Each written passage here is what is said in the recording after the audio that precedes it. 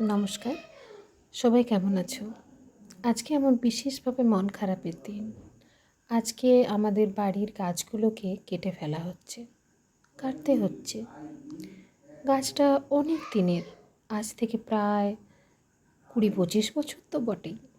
গাছটাতে নারকেলও ধরতো।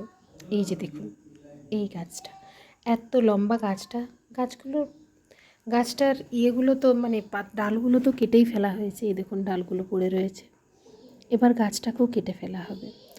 এখানে অনেকগুলো গাছ রয়েছে, তার মধ্যে এই কলা গাছটা আর নারকেল গাছটাই কেটে কেটে ফেলা হচ্ছে।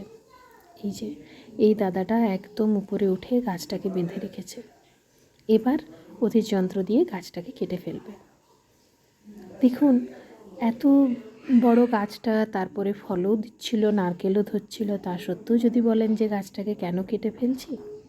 গাছটা আসলে এমন একটা জায়গাতে হয়েছে, ওটা ওই পাশের বাড়িতে গিয়ে লেগে যাচ্ছে।